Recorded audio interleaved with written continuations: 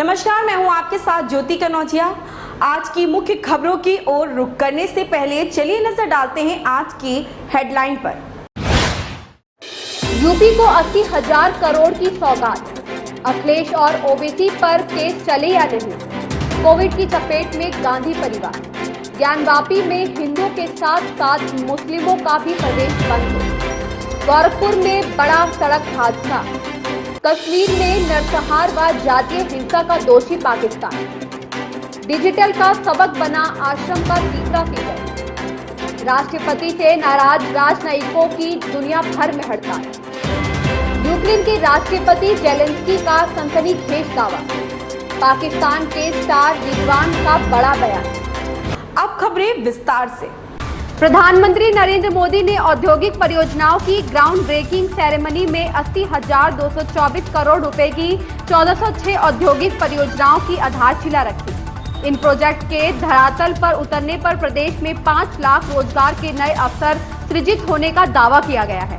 Investors को संबोधित करते हुए पीएम मोदी ने कहा कि यूपी बदल रहा है, यहां पर हो रहा निवेश यहां की युवा शक्ति को दिखाता है।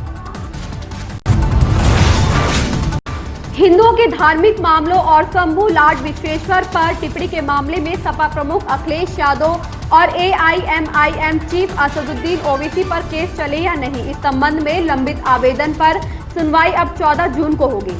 शुक्रवार को पीठासीन अधिकारी अपर मुख्य न्यायिक मजिस्ट्रेट पंचम उज्ज्वल उपाध्याय अवकाश पर थे। इस कारण मामला एसीजेएम तृतीय नितेश सिन्हा की अदालत में पेश हुआ।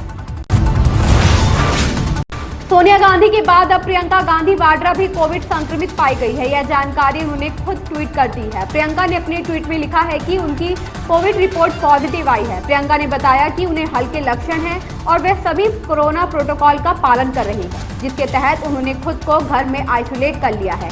उन्होंने हाल के दिनों में खुद के संपर्क में आने वाले लोगों से भी जरूरी एहतियात बरतने की अपील की है। ज्ञानवापी प्रकरण भले ही अदालत में विचाराधीन हो, लेकिन इसे लेकर संत समाज मुखर होने लगा है। शुक्रवार को काशी धर्म परिषद की ओर से संतों की बैठक आयोजित की गई, जिसमें कुल 22 प्रस्तावों पर चर्चा हुई। इसमें प्रमुख रूप से संतों ने ज्ञानवापी मस्जिद के वजूखाना में मिले शिवलिंग की तत्काल दर्शन पूजन की मांग की गई।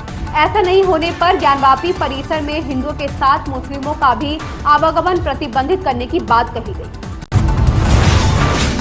उत्तर प्रदेश के गोरखपुर जिले में बड़ा सड़क हादसा हुआ है। हादसे में 3 लोगों की मौत हो गई, जबकि 2 लोग घायल हो गए।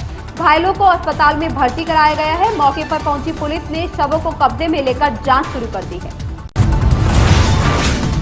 पाकिस्तान ने संयुक्त राष्ट्र सुरक्षा परिषद में एक बार फिर जम्मू कश्मीर का मुद्दा उठाया। इस पर भारत ने करार पलटवार करते हुए कहा कि पड़ोसी देश इस बात का जीवंत उदाहरण है कि नरसंहार व जातीय हिंसा जैसे गंभीर अपराधों को जिम्मेदार देश लगातार कैसे अपना बचाव कर सकता है। भारत सीमा पार आतंकवाद के खिलाफ निरंतर ठोस व निर्णायक कार्यवाही जारी रखेगा।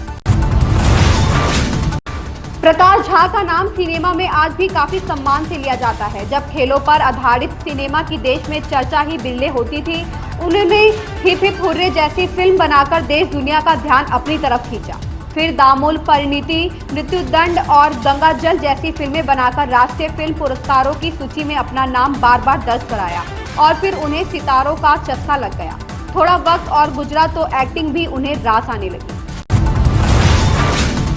राष्ट्रपति इमैनुएल मैक्रों के विदेश सेवा सुधार से नाराज चल रहे फ्रांसीसी राजनयिक दुनिया भर में हड़ताल पर चले गए। बीते 20 साल में यह पहला मौका था जब विभिन्न देशों में स्थित दूतावासों में अधिकारियों ने कोई कामकाज नहीं किया।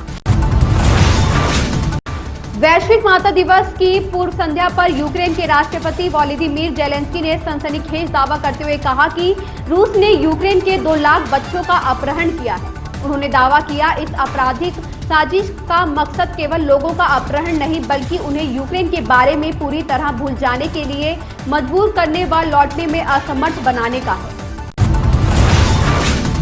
पाकिस्तान के स्टार बल्लेबाज मोहम्मद रिजवान ने कहा है कि भारत और पाकिस्तान के क्रिकेट खिलाड़ी एक दूसरे के खिलाफ खेलना चाहते हैं, लेकिन राजनीतिक कारणों की वजह से दोनों देशों के बीच सीरीज नहीं हो पा रही है। ऐसी ही ताजा तरीन खबरों से रूबरू होने के लिए बने रहें हमारे साथ।